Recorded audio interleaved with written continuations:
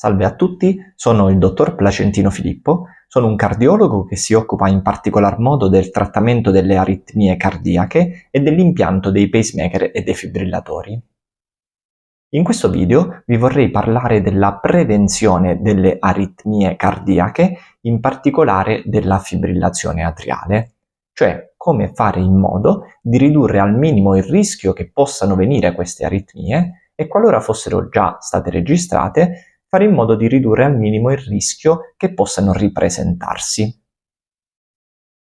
Questo video fa parte di una serie che pubblicherò nelle prossime settimane, per cui vi invito a mettere mi piace sulla mia pagina Facebook, Instagram e YouTube, Dottor Placentino Filippo, cardiologo e aritmologo, in modo da restare sempre aggiornati.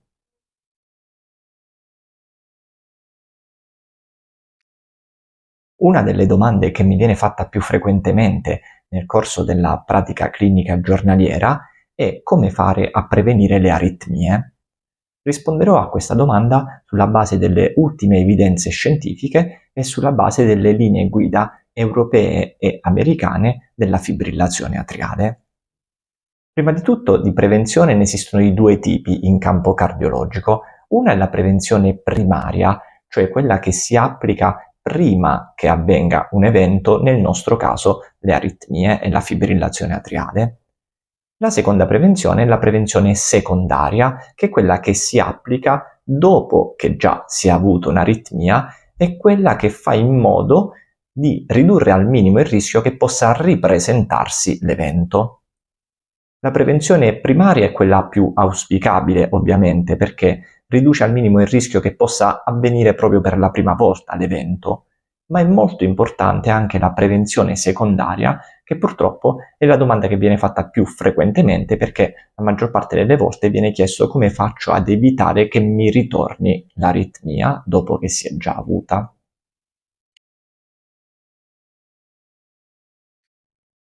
La prevenzione delle aritmie si basa sul controllo dei fattori di rischio. I fattori di rischio esistono di tipo modificabili e non modificabili. Quelli non modificabili sono quelli genetici, familiari, ereditari, e su questi purtroppo non possiamo farci nulla. La maggior parte però dei fattori di rischio è per fortuna modificabile, cioè quelli che dipendono dal nostro stile di vita soprattutto, e adesso li vedremo insieme. Ora vediamo quali sono i fattori di rischio da controllare per ridurre il rischio di insorgenza delle aritmie, in particolare della fibrillazione atriale, e ridurre quindi anche le eventuali complicanze, in particolare l'ictus del cervello. Farò un elenco dei fattori di rischio e successivamente pubblicherò dei video per ogni singolo fattore di rischio o gruppi di fattori di rischio, in modo da poter entrare di più nel dettaglio. Prima di tutto iniziamo con il fattore di rischio più importante, che è la pressione arteriosa. Il controllo dell'ipertensione è molto importante perché riduce il rischio sia di sviluppare la fibrillazione atriale, ma anche di ridurne le complicanze, e tutto ciò è stato dimostrato con diversi studi pubblicati.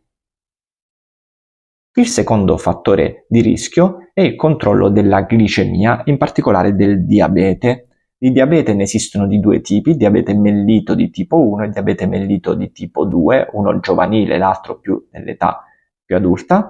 Entrambi aumentano il rischio di sviluppare la fibrillazione atriale e purtroppo aumentano anche il rischio di avere degli ictus del cervello. Il terzo fattore di rischio da controllare è l'attività fisica, perché avere una vita attiva, soprattutto di attività fisica aerobica, ed evitare la sedentarietà riduce il rischio di poter sviluppare le aritmie e anche le complicanze. Il successivo fattore di rischio, che è almeno in parte correlato col precedente, è il controllo del peso corporeo.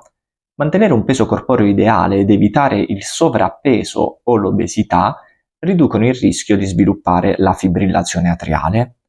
Vedremo inoltre come degli studi hanno dimostrato che l'obesità e l'inattività fisica indipendentemente aumentano il rischio di avere questa aritmia, che è la fibrillazione atriale. vuol dire che anche se si è normopeso ma non si fa attività fisica, o se si è in sovrappeso e si fa attività fisica, c'è comunque un aumento del rischio, quindi devono essere controllati entrambi questi fattori.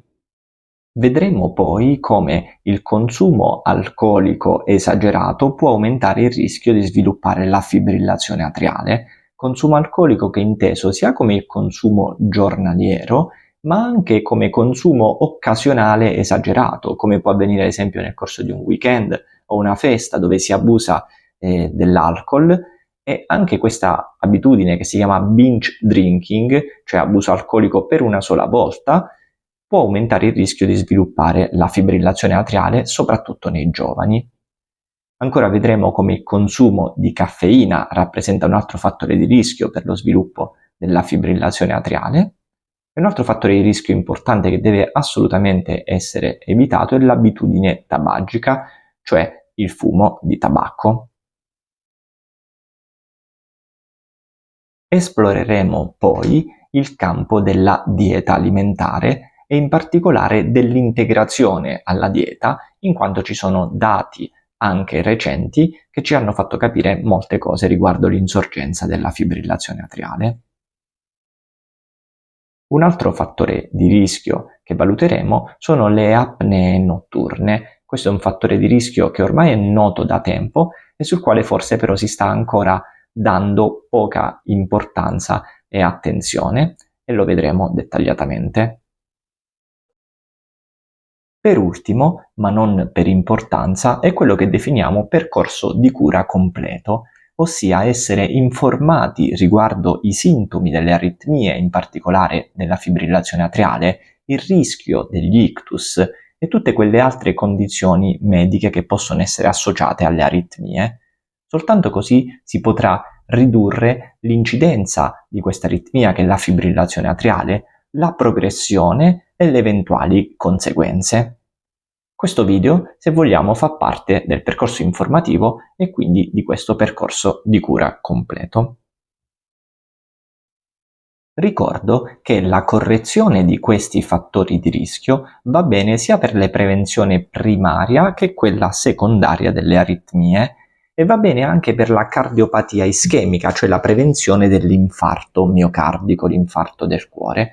Generalizzando possiamo dire che, essendo degli stili di vita corretti da seguire, vanno bene per mantenere la nostra salute nel miglior stato possibile. Se vi è piaciuto questo video, vi invito a mettere mi piace e a condividerlo per una più ampia diffusione. Seguite inoltre le mie pagine social Facebook, Instagram e YouTube, Dottor Placentino Filippo, cardiologo e aritmologo. Grazie e buona salute a tutti.